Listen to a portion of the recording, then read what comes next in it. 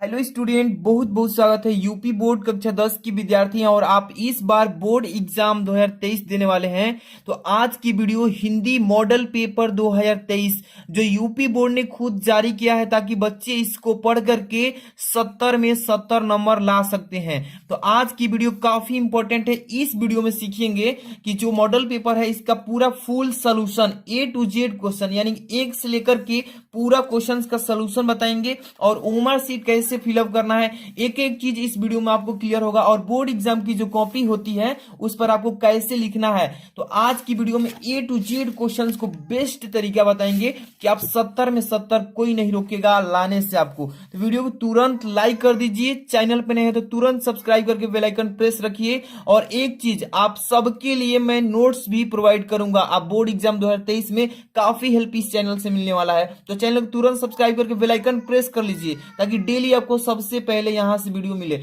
चलिए स्टार्ट करते हैं। सबसे पहले नंबर हम मॉडल पेपर की बात करेंगे। ये मॉडल पेपर मैं PDF थ्रू निकलवाया हूं ताकि आप लोगों को अच्छे से समझा सकूं। तो देख सकते हैं यहाँ पे कक्षा 10 सत्र 2022-23 ये मॉडल पेपर है, ठीक है, और ये हिंदी का है। और सबसे पहले नंबर, जितने भी बच्चे इस वीडियो को देख रहे हैं तो पूरा देखिएगा तभी समझ में आएगा इस मॉडल पेपर का मतलब क्या है, यूपी बोर्ड क्यों जारी किया है। क्योंकि सेम ऐसा ही न्यू पैटर्न पर आपका बोर्ड एग्जाम का पेपर आएगा और इसको तैयारी कर लेते हैं ना तो समझिए कि आपका इसमें से ज्यादा क्वेश्चन 50 नंबर तक का भी question same to same fix है कि फंस जाएगा। तो बहुत सारे बच्चे पिछले साल भी बता रहे थे कि फंसा था मॉडल पेपर से और इस बार काफी चांस है। यहां पर देखिए हिंदी खंड अ, सबसे पहले खंड अ से स्टार्ट होने वाला है और यहाँ पे समय जो है आपका 3 घंटे 15 मिनट का मिलेगा पेपर में, ठीक है। और पूर्णांक कितने नंबर का, 70 नंबर का पेपर होगा। अब इसके आगे क्या है, निर्देश दिया है और निर्देश सभी बच्चे जरूर पढ़िएगा। किसी भी पेपर को देने से पहले 15 मिनट इसीलिए टाइम दिया गया है। निर्देश पढ़ने से क्या फायदा होता है समझिए। यहाँ पे पहला नंबर दिया है कि प्रारंभ के 15 मिनट परीक्षार्थियों को प्रश्न पत्र पढ़ने के लिए निर्धारित कर दिया है। क्यों? क्योंकि देखिए अगर नहीं पढ़ेंगे निर्देश तो आप आगे चल के गलती जरूर करेंगे और आपका नंबर कम हो जाएगा, इसलिए समझा रहा हूं। देखिए दूसरा नंबर, प्रश्न पत्र 2 खंड यानी कि अ में और खंड ब में 2 खंड में बांट कर आएगा। कैसे कैसे समझिए। प्रश्न पत्र की खंड अ जो होगा में बहुविकल्पी प्रश्न यानी कि MCQ बोलते हैं उसको, बहुविकल्पी आएगा जिसमें सही विकल्प का चयन करना है, ठीक है। और देखिए OMR सीट पर नीले अथवा काले बॉल पॉइंट पेन से ही विकल्प को गोला करके पूरा कर देना है, ठीक है, जो कि यहाँ पे बताऊंगा। देखिए यही OMR सीट है और कैसे फिलअप करना है एक एक जानकारी इस वीडियो में मिलेगा। थोड़ा लंबी वीडियो है लेकिन अच्छे से देखिए। इसमें 4 नंबर का रहा है खंड अ जो है, इसमें बहुविकल्पी प्रश्न हेतु प्रत्येक प्रश्न के लिए एक एक अंक यानी कि बहुविकल्पी एक एक नंबर का होगा, समझ लीजिए ये फिक्स है, एक नंबर आपका कोई नहीं काटेगा। अब देखिए 5 नंबर में कह रहा है कि प्रश्न पत्र की खंड अ के प्रश्नों को हल करने हेतु 1 घंटा तथा खंड ब के प्रश्नों को हल करने हेतु 2 घंटा। इसलिए मतलब कि टोटल 3 घंटा में पेपर को हल करना है और 15 मिनट आपको प्रश्न पत्र पढ़ने के लिए दिया है, इसलिए 3 घंटे 15 मिनट लिखा है, ठीक है। आगे चलिए, प्रत्येक प्रश्न के सम्मुख उनके निर्धारित अंक दिए गए हैं। कहने का मतलब कि जो प्रश्न कितने नंबर का है उसके सामने लिखा है वही चीज यहाँ पे लिखा है। अब हम बात करेंगे यहाँ पे बहुविकल्पी प्रश्न खंड अ को स्टार्ट कर रहे हैं और कैसे इसको सॉल्व करना है एक एक चीज यहाँ पे हम आपको क्लियर करते चलेंगे। तो सबसे पहले नंबर यहाँ पे देखिए जितने भी बहुविकल्पी क्वेश्चंस हैं, पहला प्रश्न लिखा है इसमें कि बाबू गुलाब राय किस युग के लेखक हैं। तो देखिए इसमें 4 ऑप्शन दिए हैं, चारों में से कौन सही है मैं आपको डायरेक्ट वही उत्तर बताते चलूंगा ताकि आपको ज्यादा टाइम इन्वेस्ट भी ना हो और कम समय में ज्यादा काम करें। तो ठीक है, तो इसको देखिए बाबू गुलाब राय किस युग के लेखक हैं, तो ये हो जाएगा शुक्ल युग के, ठीक है। तो तीसरा ऑप्शन सही है। इसी तरीके से मतलब कि 20 बहुविकल्पी आएंगे प्रत्येक पेपर में, यानी ये आपका 6 को पेपर है ना, 6 पेपर में आपका 20-20 बहुविकल्पी आएंगे। कितने? 20-20 बहुविकल्पी। यहाँ पे तीसरा सही है। इसके बाद चिंतामणि किस विधा की रचना है, चिंतामणि किस विधा की रचना है, तो निबंध की है। इसी तरीके से गबन किसकी रचना है, गबन जो है ये आपका मुंशी प्रेमचंद्र जी का है। तो ये मतलब कि आपको इस तरीके से बोर्ड एग्जाम में नहीं भरना है, अब ओएमआर सीट की प्रयोग करना है। तो चलिए ओएमआर सीट के बारे में थोड़ा सा मैं जानकारी दे देता हूं। ये ओएमआर सीट है, देखिए ओएमआर आंसर सीट, इस पर आपको 20 बहुविकल्पी को भरना है। ये देखिए यहां से क्वेश्चन नंबर 1 से लेकर के कितने हैं, 20 है, 20 है ना। अब मेन बात आती है इसमें कि ये भी थोड़ा भरना जानते होंगे आप, अर्धवार्षिक पेपर दिए होंगे तो जानकारी मिल गया होगा पहले से कि कैसे भरना है।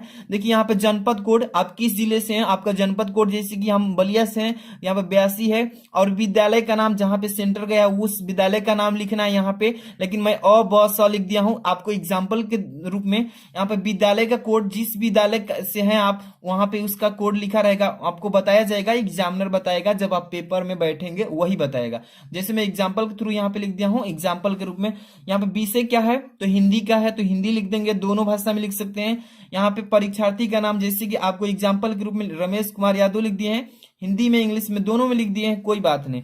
यहाँ पे डेट मंथ ईयर्स, यानी कि जिस तारीख को आपका परीक्षा है परीक्षा तिथि लिखेंगे। मान लीजिए कि 23 तारीख तीसरा महीना और आपका 2023 में पेपर होने वाला है, मान लीजिए संयोग से 23 तारीख से ही स्टार्ट हो जाता है, तो मैं एग्जाम्पल के रूप में बता दिया हूं। यहाँ पे रोल नंबर अनुक्रमांक, जितने अंक का रोल नंबर आएगा एडमिट कार्ड पर खुद लिखा होगा, उसको यहाँ पे फिलअप कर लेना अच्छे से साफ साफ, और इसको एक पर आगे गोला पार देना। सब कुछ आपको जानकारी पहले से है। विषय कोड, जो आपका पेपर हिंदी का मिलेगा विषय कोड लिखा रहेगा उस पर, वही चीज इसमें फिलअप करके काला कर देना है। और परीक्षा की बात आती है कि कौन सी परीक्षा दे रहे हैं आप, वार्षिक दे रहे हैं, अर्धवार्षिक या प्री बोर्ड। तो देखिए आप जब बोर्ड एग्जाम देंगे ना तो वार्षिक होगा। यहाँ पे मैं गलती से अर्धवार्षिक पर पहले ही काला कर दिया था, लेकिन आपको बोर्ड एग्जाम में साफ साफ क्लीन एक चीज भी गलती नहीं करना है, वार्षिक पर काला करके वार्षिक लिख देंगे, ठीक है। आप किस क्लास में है, 10th में है तो 10th का यहाँ पे गोला करेंगे, 10th लिखेंगे। पंजीकरण जो क्लास 9th में होंगे ना तो उसको उस समय आपको पंजीकरण मिलता है, और वही पंजीकरण जो आपका एडमिट कार्ड पर लिख कर आएगा वही इसमें लिख करके काला करना है, ठीक है। एग्जाम्पल समझ में आ गया। अब बात आती है प्रश्न संख्या कि पहला देखिए यहाँ पे क्वेश्चन क्या था कि बाबू गुलाब राय किस युग के लेखक हैं, तो तीसरा सही है ना, शुक्ल युग के लेखक हैं। तो पहला नंबर का तीसरा यानी ए बी सी वाला 3 कहलाएगा, तो यहाँ पे 3 वाला को काला कर दिए हैं, ठीक है। इसी तरीके से 20 क्वेश्चन को काला करना है। अब दूसरा का चिंतामणि किस विधा की रचना है, तो निबंध की है, पहला ऑप्शन सही है। यहाँ पे देखिए दूसरा का पहला ए नंबर को काला कर देंगे, ठीक है। अब यहाँ पे देखिए गबन किसकी रचना है, तो यहाँ पे मुंशी प्रेमचंद जी की, तो यहाँ पे तीसरा का ए नंबर काला किए हैं। चौथा का बी सही है, तो मैंने पूरा क्वेश्चन 20 को ही काला कर दिया है ताकि आपको समझा सकूं आसानी से, ठीक है। अब देखिए शुक्ल युग की समय विधि, यहाँ पे समयावधि यानी कि समयावधि क्या थी शुक्ल युग की, तो आपको मालूम है कि देखिए 1919 से लेकर 1938 तक, यानी कि यह जो क्वेश्चन है दूसरा सही है इसका विकल्प, ठीक है। 5 नंबर नीड का निर्माण फिर किस विधा की रचना है, नीड का निर्माण जो है किस विधा की रचना है, यहाँ पे देखिए आत्मकथा का है, ठीक है। इसको तैयार कर लीजिए। 20 बहुविकल्पी में से आपको बोर्ड एग्जाम में तो इसमें से 5-7 क्वेश्चन एकदम फिक्स बोर्ड एग्जाम में देखने को मिलेगा, ठीक है। अब क्वेश्चन नंबर 6 पर ध्यान से देखिए, प्रिय प्रवास किस युग की रचना है, प्रिय प्रवास जो है किस युग की है, तो ये है आपका द्विवेदी युग का, ठीक है, द्विवेदी युग का। अभी हम तो इसके बाद से आपको बोर्ड एग्जाम की कॉपी में प्रश्नोत्तर संख्या डालना सिखाएंगे, एक एक चीज इस वीडियो में सिखाएंगे। तो वीडियो लंबी है, जितने भी प्यारे बच्चे अभी तक वीडियो को लाइक नहीं किए हैं तो मेहनत के लिए लाइक, और आप लोग को ऐसे ही सारे सब्जेक्ट का मॉडल पेपर सॉल्यूशन के साथ प्रोवाइड करेंगे ताकि आपको अच्छा से जानकारी मिले और अच्छी जानकारी के साथ आप अच्छा नंबर पाएं। यहाँ पर देखिए 7 नंबर क्वेश्चन, मधुशाला किसकी रचना है, 7 नंबर क्वेश्चन में लिखा है मधुशाला किसकी रचना है, तो ये हरिवंश राय बच्चन जी की है, यानी कि तीसरा ऑप्शन सही है। यहाँ पर भारत भारती किसकी रचना है, 8 नंबर क्वेश्चन बोला है कि भारत भारती किसकी रचना है, तो मैथिली शरण गुप्त जी की है, ये 2 नंबर सही है। यहाँ पे आधुनिक काल कब से कब तक है, आधुनिक काल जो है कब से कब तक है, तो आधुनिक काल जो है ना 1883 से लेकर और अभी तक चल रहा है, ठीक है। आधुनिक काल यहाँ पे चलेगा, ये पहला ही सही है, इसके मतलब 1843 से ही स्टार्ट हो चुका है, ठीक है। और ये इतना तक तो लिमिट नहीं है, लास्ट में जो दिया है ये लिमिट नहीं है, अब तक है, 1843 से लेकर अब तक, पहला ही ऑप्शन सही है। यहाँ पे देखिए 10 नंबर का मोतीराम किस युग के कवि हैं, तो मोतीराम जो है ना ये आपके यानी कि इस रीति काल के, कौन से रीति काल के। अब हम बात करते हैं 11 नंबर क्वेश्चन पे, देखिए इस बहुविकल्पी क्वेश्चन में मैं ज्यादा टाइम नहीं ले रहा हूं, आपको वही आंसर बता रहा हूं जो क्वेश्चन का सही आंसर है। और बात आती है कि आपको तैयारी किए होंगे तो आप फटाफट से भी करते जा रहे होंगे। इस बहुविकल्पी का ट्रिक नहीं होता है कि आपको ट्रिक के माध्यम से समझाऊं, आप समझ रहे होंगे, इसका डायरेक्ट प्रश्न याद किए होंगे, उत्तर याद किए होंगे। ठीक है, 11 नंबर क्वेश्चन लिखा कि हास्य रस का अस्थाई भाव क्या होता है। हास्य रस जो होता है इसका अस्थाई भाव हास्य होता है। क्या होता है? हास्य होता है। आप पढ़े होंगे रस का। अब इसके बाद देखिए 12 नंबर की सोहत ओढ़े पीतपट श्याम सलोने गात मनोनीलमणि शैल पर आतप प्रयो प्रकाश। उपयुक्त पंक्ति में कौन सा अलंकार है? तो ये ऊपर जो पंक्ति 2 लाइन की आपने पढ़ा है इसमें अलंकार पूछा गया है कि सोहत पीत पढ़े। जो देखिए आपके जो कृष्ण भगवान हैं ये पीत पढ़ यानी पीला वस्त्र धारण करते हैं, तो इसमें पूछा है कि कौन सा अलंकार छिपा है। तो उपमा अलंकार है, उत्प्रेक्षा अलंकार है, या रूपक अलंकार है, या श्लेष्म अलंकार। तो इसमें देखिए जो इसमें श्याम सलोने गात ओठे पित्त मतलब पीला, मनोनील मणि शैल पर आतप प्रयो प्रकाश। अब कह रहा है कि उपयुक्त पंक्तियों में कौन सा अलंकार है। ऊपर जो 2 पंक्तियां दी हैं इसमें कौन सा अलंकार छिपा है? उपमा अलंकार है, उत्प्रेक्षा अलंकार है, या रूपक है, या श्लेष्म अलंकार। चारों में से कौन सा ऑप्शन सही है आपको यही बताना है। इसमें देखिए उत्प्रेक्षा अलंकार छिपा है, कौन सा? यानी कि उत्प्रेक्षा अलंकार हो जाएगा। ठीक है, नेक्स्ट क्वेश्चन देखेंगे, इसमें 13 नंबर। ध्यान से देखिएगा, किरोला छंद में कुल कितने चरण होते हैं। तो याद रखिए किरोला छंद जो होता है उसमें कुल कितने चरण पाए जाते हैं। तो 4 चरण होते हैं। ठीक है, आप तो पढ़े होंगे, क्लास 10 के बच्चों को अच्छी तैयारी होगा, क्योंकि देखिए रोला छंद और रस तीनों से मिलकर के आपका जो है ना 6 नंबर का पेपर में आता है। अब 14 नंबर लिखा है कि आकर्षण। आकर्षण शब्द में किस उपसर्ग का प्रयोग किया गया है। आकर्षण जो शब्द है इसमें किस शब्द का प्रयोग किया गया है। तो आ रहा है ना, इसमें मतलब उपसर्ग शब्द है, उपसर्ग पूछा है इसमें, तो उपसर्ग आएगा। ठीक है, यानी आकर्षण इसमें जोड़ देंगे तो नया शब्द की उत्पत्ति हो गई है, यानी 4 नंबर ऑप्शन सही है। इसके बाद 15 नंबर, प्रत्येक प्रश्न के कितने भेद हैं। सॉरी प्रत्यय के कितने भेद हैं। प्रत्यय पूछा है ना, इसके कितने भेद है? 2 भेद हैं। ठीक है, अच्छे से तैयार कर लेना। इसके बाद 16 नंबर, पीताम्बर में कौन सा समास है। देखिए एक तो गलती कर दिया क्वेश्चन बोर्ड एग्जामिनर, जो बोर्ड एग्जाम ने इसको क्वेश्चन को बनाया है, तो पीताम्बर में कौन सा समास है। तो देखिए क्या हुआ है कि इसको सिलेबस से कम कर दिया है समास को। मतलब इस समास को नहीं डालना चाहिए था, लेकिन डाल दिया है। सिलेबस से कम कर दिया 30% में, फिर भी दिया है, लेकिन कर्मधारय हो जाएगा कि द्वंद्व समास होगा, बहुव्रीहि समास, तत्पुरुष समास। तो पीताम्बर में 2 समास मिल रहा है इसमें, तो ऑप्शन 2 सही हो रहा है। एक कर्मधारय भी बोल सकते हैं, एक बहुव्रीहि भी बोल सकते हैं। तो इस टाइप का जब भी क्वेश्चन अगर बोर्ड एग्जाम में आ जाए तो आपको क्या करना है कि क्वेश्चन को ही छोड़ देना है। देखिएगा, छोड़ देंगे नहीं तो दोनों सही हो रहा है तो दोनों को गोला पार देंगे, जैसे मैं बता रहा हूं। देखिए यहाँ पे 16 नंबर क्वेश्चन है ना, ए नंबर भी सही है, इसके बाद सी नंबर भी सही है, दोनों ऑप्शन सही है, तो दोनों को काला कीजिए, नहीं तो इस प्रश्न को छोड़ दीजिए। ठीक है, क्यों? क्योंकि देखिए जब नहीं करेंगे तो भी एग्जामिनर आपको नंबर देगा, क्योंकि वो खुद बोर्ड एग्जाम की तरफ से वो क्वेश्चन गलती आया है। अगर दोनों सही कर देते हैं तो भी सही, आपको फिक्स नंबर। नहीं करेंगे, छोड़ देंगे तभी भी नंबर मिलेगा, आप करेंगे तो भी मिलेगा। ठीक है, क्योंकि वो बोर्ड एग्जाम 2 ऑप्शन सही किया इसमें दे दिया है। आगे चलेंगे 17 नंबर, आंसू का तत्सम रूप। आंसू जो है, आंसू इसका तत्सम रूप आंसू होता है, यानी पहला ही ऑप्शन सही है। अब हम बात करेंगे नेक्स्ट क्वेश्चन, थोड़ा सा इधर है, इसका पेज लाते हैं, फिर इसके बाद समझाते हैं। देखिए यहाँ पे क्वेश्चन नंबर 18, ध्यान समझिएगा क्वेश्चन नंबर 18 को, कि यड़ संधि का सूत्र बताइए। यड़ संधि का जो फॉर्मूला होता है आप सभी बच्चे जानते हैं कि इको यड़ची होता है, इको अड़ची, यानी कि तीसरा ऑप्शन सही है, इको यड़ची। इसके बाद क्वेश्चन नंबर आगे चलेंगे 19, फलस्य शब्द का वचन एवं विभक्ति बताइए। फलस्य शब्द जो है ना, इसका विभक्ति और वचन बताना है, विभक्ति बचाना है। इसका राइट आंसर हो जाएगा षष्ठी विभक्ति एक वचन, पहला ही ऑप्शन सही है। ठीक है, 20 नंबर, अपठत धातु का वचन एवं पुरुष बताइए। अपठत में इसका करेक्ट आंसर हो जाएगा प्रथम पुरुष एक वचन, यानी दूसरा सही है। इसी तरीके से क्या करना है कि 20 को अच्छे से जौन सा ऑप्शन सही है आप फिलअप कर लेंगे। क्लियर है, कहीं भी डाउट नहीं होगा। आप 20 नंबर वाला क्वेश्चन ये एक कदम 100% फिक्स है कि अगर एक भी बहुविकल्पी आप गलती नहीं करेंगे तो आप कितने नंबर, 70 में से कितना नंबर, 20 नंबर पा गए।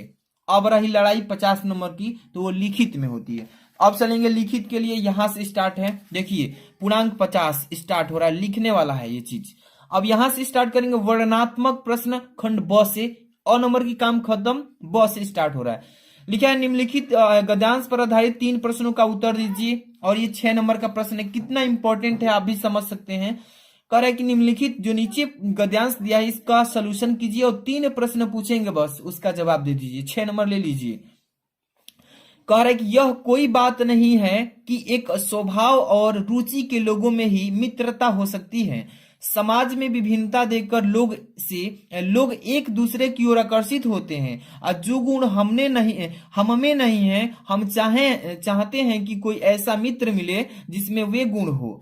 चिंताशील मनुष्य प्रफुल्लित चित्त का साथ ढूंढता है और निर्बल बलि का धीर उत्साही का, और उच्च आकांक्षा वाला चंद्रगुप्त युक्ति और उपाय के लिए चाणक्य का मुंह ताकता था। नीति विशारद अकबर मन बदलने के लिए बीरबल की ओर देखता था। तो जैसे ही इस गद्यांश को आपने पढ़ा, आपके मन में एक चीज आया होगा कि ये किस पाठ से गद्यांश दिया है, तो आपको ये जानकारी होना चाहिए। और उस पाठ को कौन से लेखक लिखे हैं, ये 2 चीज जानकारी हो गया तो आपका कितना नंबर, यहाँ पे 3 नंबर, 2 नंबर क्लियर। क्योंकि उपयुक्त गद्यांश का संदर्भ लिखिए, और संदर्भ लिखने के लिए 2 चीज की आवश्यकता होती है, एक तो पाठ का नाम और उस पाठ के लेखक कौन है, उस लेखक का नाम। तो आपका 2 नंबर क्लियर हो गया। ठीक है, अब चलिए गद्यांश को कैसे ट्रिक से हल करना है, ये चीज हम आपको सिखाने चल रहे हैं।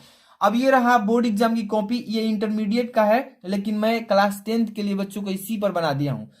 तो अब देखिए, ये तो आपको फिलअप करना मैं सिखा ही दिया हूं। देखिए इंटरमीडिएट का लिखा है, लेकिन ये क्लास 10 का भी ऐसा ही आएगा, लेकिन यहाँ पर हाई स्कूल लिखा रहेगा।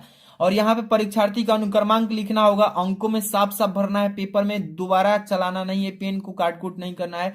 इसी चीज को शब्दों में भी लिख सकते हैं। कैसे लिखेंगे, कितने बच्चे दहलाकर लिखते हैं, लेकिन दहलाकर लिखेंगे तो जगह नहीं मिलेगा।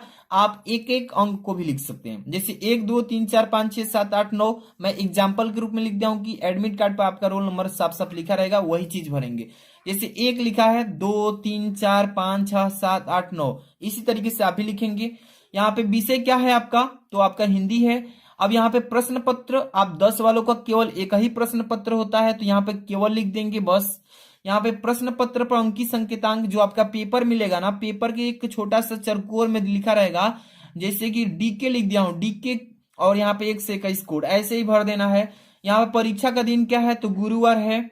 ठीक है, परीक्षा तिथि एवं पाली, तो परीक्षा 23 तारीख को 3रा महीना में 2023 में पड़ेगा। मान लीजिए सपोज दैट मैं दे दिया हूं। एवं पाली क्या है, तो प्रथम, यानी कि 10 वालों को प्रथम पाली कहते हैं और 12 वालों को द्वितीय पाली कहते हैं। तो आप लोग 10 वाले हैं तो प्रथम लिखेंगे। और केंद्र का नाम, जैसे कि आपका जहां पे एग्जाम सेंटर गया है, एडमिट कार्ड पर लिखा होगा परीक्षा केंद्र का नाम, वही चीज यहाँ पे उतार देंगे। क्लियर। और इसके बाद कक्ष निरीक्षक भरेगा, ये आप लोगों को गलती नहीं करना, इसमें फिलअप कुछ नहीं करना है, जो आपका गाइड लेगा वही भरेगा। यहाँ पे उपयुक्त पुष्टियों को निरीक्षण करेगा, वही चेक करेगा पहले कि साफ साफ लिखे हो ना, इसके बाद साइन करेगा अपना।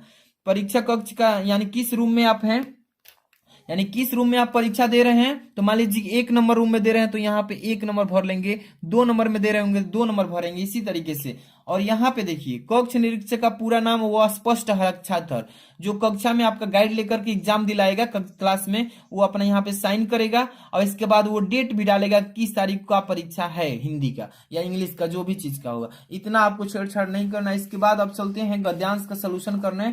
यहाँ से देखिएगा, यहाँ से मेन आपका टॉपिक स्टार्ट हो चुका है। अब ध्यान से देखते चलिए कि एक चीज आप क्लियर करेंगे। यहाँ पे सबसे पहले नंबर आप देखे होंगे, यहाँ पे जो खंड ब है, इसमें वर्णनात्मक प्रश्न लिखा है ना, तो आप भी यहाँ पे लिखें वर्णनात्मक प्रश्न खंड ब। इतना क्लियर। अब अंडरलाइन करना चाहते हैं, समय बचा है तो कर सकते हैं, ताकि आकर्षक लगे और सभी बच्चों से आपकी कॉपी अच्छी हो। यहाँ पे देखिए, अब बात आती है प्रश्नोत्तर संख्या पहला। यहाँ से पहला क्वेश्चन स्टार्ट हो रहा है ना। अब गद्यांश हल करते समय आपको 2 गद्यांश मिलेंगे, एक तो यहाँ पे देख लिया आपने, और एक गद्यांश आप यहाँ पे भी देखेंगे। अभी दिखा रहे हैं, इसी में है कहीं इसके बाद दो गद्यांश आपको बोर्ड एग्जाम में मिलेंगे, ठीक है। यहाँ पे देख रहे हैं ये वाला गद्यांश आप देख रहे हैं ना, यही अथवा में मिला है। एक तो ये हो गया, एक ये गद्यांश, इसके बाद अथवा में भी मिलेगा यहाँ पे। अगर ये आपको याद है तो ये भी कर सकते हैं, अगर ये याद है तो ये, मतलब कोई एक ही करेंगे दोनों में से। तो मैं पहला ही बता देता हूं और कैसे हल करना है। पहले नंबर संकेत काला पेन से डालेंगे। संकेत क्यों डालते हैं ये चीज सीखिए। दो गद्यांश दिया है इसमें ना, एक ऊपर दिया है एक अथवा में। अगर इस गद्यांश का संकेत डाल देंगे तो देखिए संकेत क्यों डालते हैं, दोनों गद्यांश में से आप कौन गद्यांश को हल किए हैं इस कॉपी में, ये एग्जामिनर को मालूम होना चाहिए, तभी आपको नंबर देगा। तो ये संकेत में पहले डालेंगे और यह कोई बात, देखिए यह कोई बात इतना डाले हैं और बीच बीच में डॉट डॉट कर दिए हैं और लास्ट में से लिखे हैं ना की ओर देखता था, की ओर देखता था। इससे क्या फायदा होगा कि एग्जामिनर समझ जाएगा कि यही आप गद्यांश हल किए हैं। तो इसलिए ट्रिक समझिए, संकेत जरूर डालिएगा। अब चलते हैं संदर्भ लिखेंगे इस गद्यांश का। संदर्भ में क्या लिखेंगे कि हेडिंग डाल लेंगे, लिखेंगे कि प्रयुक्त गद्यांश हमारी पाठ्य पुस्तक हिंदी के गद्य खंड में संकलित मित्रता नामक पाठ से उद्धृत की गया है, मतलब किया गया है, और इसके लेखक आचार्य रामचंद्र शुक्ल जी हैं। समझ में आ रहा है ना, दो चीज क्लियर होना चाहिए, किस पाठ से लिया गया है तो मित्रता नामक पाठ से, इसके राइटर कौन है तो आचार्य रामचंद्र शुक्ल जी। 2 नंबर आपका फिक्स हो गया। अब बात करते हैं अगला क्वेश्चन, गद्यांश के रेखांकित अंश की व्याख्या कीजिए। अब समझिए यही है अंडरलाइन जो किया है, इस लाइन का भाव पूछ रहा है कि मतलब इसका अर्थ क्या होगा सही शब्द में। तो यह कोई बात नहीं है कि एक स्वभाव और रुचि के लोगों में ही मित्रता हो सकती है।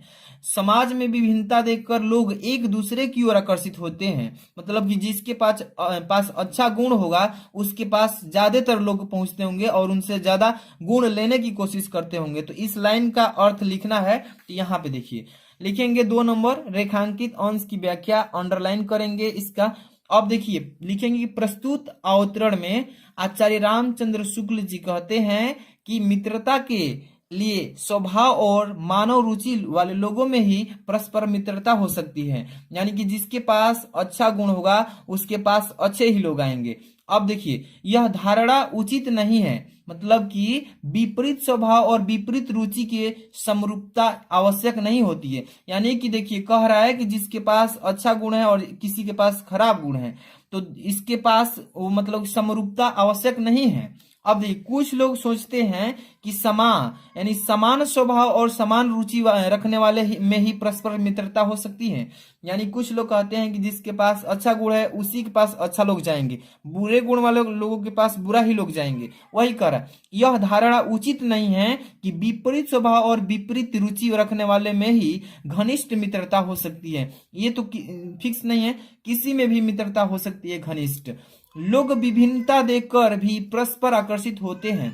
ठीक है, इतने अंडरलाइन का अपने रेखांकित अंश की व्याख्या कर देंगे साफ साफ अच्छे से, आपका 2 नंबर फिक्स हो गया। बात करेंगे तीसरे नंबर क्वेश्चन की, तो ध्यान से देखिए। लेखक के अनुसार समाज में विभिन्नता देखकर लोग एक दूसरे की ओर क्यों आकर्षित होते हैं, यही पूछा है ना। तो यहाँ पे चलेंगे, नेक्स्ट पेज में इसका क्वेश्चन का आंसर मिलेगा। यहाँ पर देखिए अब तीसरा नंबर क्वेश्चन के, लेखक के अनुसार समाज में विभिन्नता देखकर लोग एक अभाव, यहाँ पर देखिए एक अभाव को भरने के लिए विपरीत गुणों की तरफ लोग आकर्षित होते हैं, जैसे निर्बल मतलब होता है कमजोर, निर्बल मतलब कमजोर व्यक्ति बलवान की तरफ आकर्षित होता है, मतलब जो गरीब व्यक्ति होता है वो धनवान व्यक्ति की तरफ हमेशा पीछे पीछे दौड़ता है उसके, कि उससे भी हम सीखे कुछ और उसी की तरह हम भी बने। दुखी व्यक्ति प्रसन्नचित्त व्यक्ति की तरफ, अज्ञानी व्यक्ति ज्ञानी व्यक्ति की तरफ आकर्षित होता है। अब देखिए बलवान की तरह दुखी व्यक्ति प्रसन्नचित्त व्यक्ति की तरफ आकर्षित होता है। तो यही प्रश्न पूछा गया था और इतना ही आपको आंसर लिखेंगे, 2 नंबर मिल जाएगा। क्लियर है, गद्यांश कंप्लीट। अब अगर आप चाहें तो अथवा वाला भी कर सकते हैं, लेकिन मैं इस वीडियो में एक ही गद्यांश को सॉल्व कराया है, अब आप इसको खुद कर लीजिएगा। आगे चलेंगे, यहाँ पे क्वेश्चन नंबर 2 ध्यान से देखिए। लिखा है कि दिए गए पद्यांश पर आधारित 3 प्रश्न के उत्तर दीजिए। ये भी 6 नंबर का, ये गद्यांश हल किए थे, अब ये पद्यांश है। इसमें लिखा है, ध्यान से पढ़िएगा, कि चरण कमल बन दो हरी राई, जाकी कृपा पंगु गिरी लेहो, अंधे को सब कुछ दरसाई, बहिरो सुने गुंगो पुनी बोले, रंक चले चले सिर छत्र धड़ाई, सूरदास स्वामी क्रूड़ामय, बार बार बंदो तिहि पाई। आप इस पद्यांश को जैसे ही पढ़ा आपको मालूम चल गया कि किस पाठ से दिया है और पाठ के लेखक कौन है, मतलब कवि कौन है, और इसमें से 3 प्रश्न भी पूछा है। चलिए इसको भी सॉल्व करेंगे। इसमें 2 दिया है, आप चाहें तो नीचे वाला भी कर सकते हैं, ऊपर वाला, कोई एक ही करना है, ये ध्यान में रखना है। ये नहीं कि दोनों कर देंगे तो आपका नंबर मिलेगा नहीं और कट भी सकता है। तो यहाँ पे चलेंगे, क्वेश्चन नंबर 2 से स्टार्ट करेंगे और यहाँ पे प्रश्नोत्तर संख्या पहले लिखेंगे, प्रश्नोत्तर संख्या 2। ठीक है, 2 का कर रहे हैं ना, तो संकेत पहले लिखेंगे, लिखे है ना संकेत, चरण कमल डॉट डॉट बंदो तिहि पाई। देखिए चरण कमल डॉट डॉट बंदो तिहि पाई लिखे है ना, यही चीज संकेत में लिख देना है। अब चलेंगे संदर्भ, पद्यांश का संदर्भ लिखिए, रेखांकन की व्याख्या कीजिए, जो लाइन को अंडरलाइन किया है, और उपयुक्त पंक्तियों में कौन सा अलंकार है ये बताइए। पहले संदर्भ डालिए हेडिंग। चलिए यहाँ पे देखिए संदर्भ लिखेंगे, प्रस्तुत पद्यांश हमारी पाठ्य पुस्तक हिंदी के काव्य खंड में संकलित पद शीर्षक से उद्धृत हैं, जो महाकवि सूरदास द्वारा रचित सुरसागर महाकवि से लिया गया है। अब देखिए इसमें जो 2 नंबर क्वेश्चन है ना, इसमें से अब किसी एक पद्यांश को हल कर लीजिएगा। मुझे थोड़ा सा मिस्टेक हो चुका है लिखने में, कॉपी क्या है कि इसमें देखिए संदर्भ लिख दिया हूं और इसके ठीक बाद मैं प्रसंग डाल दिया हूं, लेकिन इसमें क्या करना था, इसका व्याख्या करना था। इसके बाद इसमें से अलंकार पूछा, लेकिन मैं यहाँ पे इसका प्रसंग लिख दिया हूँ, लेकिन संदर्भ इसका आप लोग सोल्यूशन कर लीजिएगा, मतलब तीनों प्रश्न का उत्तर दे दीजिएगा। चलिए नेक्स्ट क्वेश्चन बता देता हूँ, यहाँ पे थोड़ा टाइम लगेगा, मैं कुछ अलग ही लिख दिया हूँ, इसका प्रसंग लिख दिया हूँ, लेकिन आप लोग इसको सॉल्व कर लीजिएगा 2 नंबर में से दोनों पद्यांश को। चलिए तीसरा नंबर को बता देता हूँ क्या करना है इसमें। देखिए तीसरा नंबर प्रश्न क्या लिखे इसमें कि दिए गए संस्कृत गद्यांश में से किसी एक संदर्भ का सहित इसका अनुवाद कीजिए। इसमें से 2 दिया है संस्कृत का, 5 नंबर का आएगा पेपर में। ठीक है, अब बात आती है इसमें कि ऐसा नगरी भारतीय संस्कृत भाषाया केंद्रस्थलम अस्ति इत एवं संस्कृत। यहाँ पे लिखा है कि वाणयम प्रस्य संस्कृतस्य आलोकः सर्वत्र प्रसिद्ध मुगल युवराज तारासिकोह अत्रागत्य भारतीयम दर्शम। यहाँ पे दर्शन शास्त्रात्रम अध्ययनम करोत सतीशम ज्ञानेनम, यहाँ पे ज्ञानेन लिखा है, तथा प्रभावितः अभवत यत तेन उपनिषदाम अनुवाद पारसी भाषायां कारितः। इस संस्कृत के आपको गद्यांश का संदर्भ लिखिएगा, संदर्भ सहित हिंदी में इसका अनुवाद भी कर देना है। चलिए यहाँ पे बताते हैं तीसरा नंबर का। यहाँ पे देखिए तीसरा नंबर का संकेत मैं बता देता हूं, जैसे कि 2 दिया है, इसमें से किसी को सॉल्व करना है, ऐसा नगरी, और यहाँ पे डॉट डॉट करके पहला ही बता देता हूं। तो यहाँ पे संकेत लिखेंगे ऐसा नगरी पारसी भाषायाम करितः। तो इतना चीजें आपको पहला संकेत डाल लेना है। इसके बाद इसका पहले लिखेंगे संदर्भ, तो क्या लिखेंगे कि प्रस्तुत अवतरण हमारी पाठ्य पुस्तक हिंदी के संस्कृत खंड के अंतर्गत वाराणसी नामक पाठ से अवतरित है। इसमें वाराणसी के महत्व का वर्णन किया गया है, वाराणसी के बारे में इसका महत्व का वर्णन किया गया है। ठीक है, अब इसका यहाँ पे इसका पूरा संस्कृत का हिंदी में अनुवाद भी करना है कि ऐसा नगरी भारतीय संस्कृत भाषाचस्य केंद्रस्थलम अस्ति इत एवं संस्कृतो वाडेमपस्य संस्कृतेस्य आलोकः सर्वत्र प्रसृत मुगल युवराजः दारासिकोह अत्रागत्य भारतीय दर्शन शास्त्राणाम अध्ययनम करोत् संतेषं ज्ञानेन एवं प्रभावितः अभवत् यत् तेन उपनिषदाम अनुवादः पारसी भाषायां कारितः। इसका पूरा हिंदी में अर्थ लिखिएगा अनुवाद करके। चलिए अनुवाद हेडिंग डालिएगा, यह नगरी भारतीय संस्कृत और संस्कृत भाषा का केंद्र स्थल है। वाराणसी की बात की जा रही है, यहीं से संस्कृत साहित्य और संस्कृत का प्रकाश सब जगह फैला था।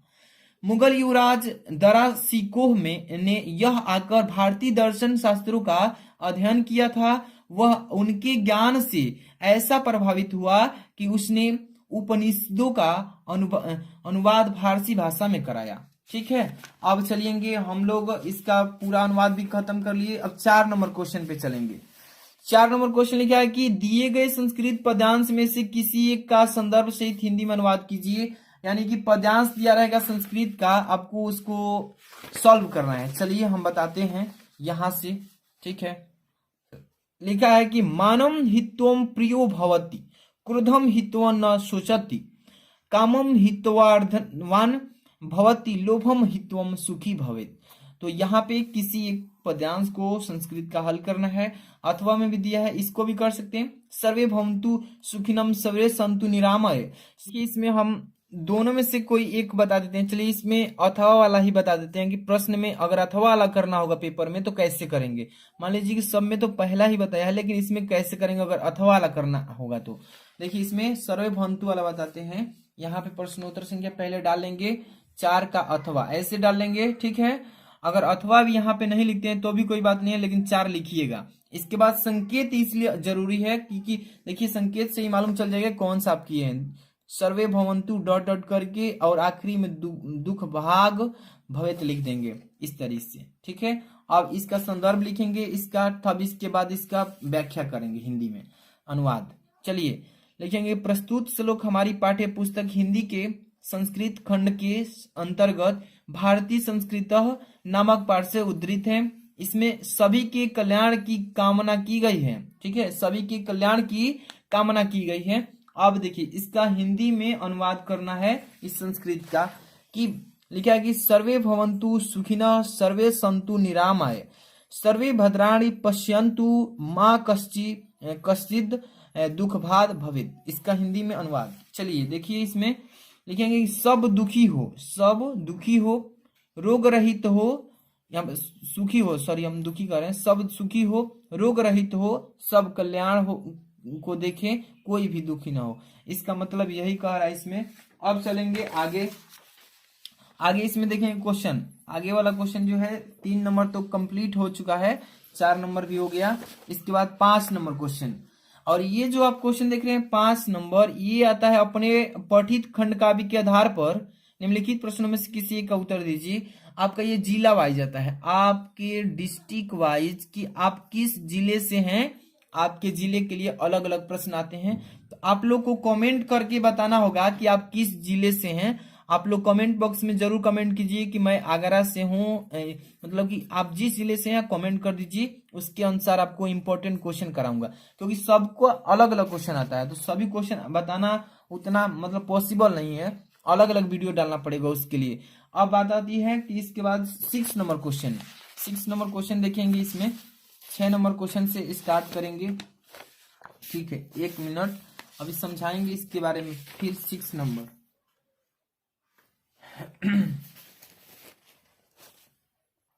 देखिए इसमें 6 नंबर लिखा है, दिए गए लेखकों में से किसी एक लेखक का जीवन परिचय देते हुए उनकी प्रमुख रचना को लिखिए। अब यहाँ पे इसका कवि का जीवन परिचय पूछेगा तो मैं इसमें से एक का जीवन परिचय बताऊंगा। तो देखिए यहाँ पे कैसे आपको जीवन परिचय लिखना है। सबसे पहले तो ये मैं प्रश्नोत्तर संख्या 5 का 6 ये मैं अपने बलिया जिले के लिए बच्चों के लिए यहाँ पे लिख दिया हूँ, तो इसको अलग से वीडियो में बता दूंगा। आप लोग जिस जिले से हैं, आप लोग सबके लिए नहीं है, लेकिन बलिया जिले के बच्चों के लिए है। तो यहाँ पे चलते हैं पहले जीवन परिचय पर। तो देखिए प्रश्नोत्तर संख्या 6 का क जे शंकर प्रसाद के बारे में लिखे हैं, और अगली वीडियो में मैं कोशिश करूंगा कि सारे क्वेश्चन को अटेम्प्ट कर दूं, जितने भी क्वेश्चन 9 तक हैं सभी को नेक्स्ट वीडियो में प्रोवाइड करूंगा। इस वीडियो में इतना ही तैयारी कीजिए। आप लोग जिस जिले से कमेंट जरूर कीजिएगा, और इसका पीडीएफ लेना चाहते हैं तो डिस्क्रिप्शन में जाएंगे तो टेलीग्राम का लिंक मिलेगा, ज्वाइन कर लीजिएगा, वहीं पे इसका पीडीएफ सेंड करेंगे। लाइक कर देना, चैनल को सब्सक्राइब करके जुड़े रहिएगा। मिलते हैं नेक्स्ट वीडियो में। Thanks for watching.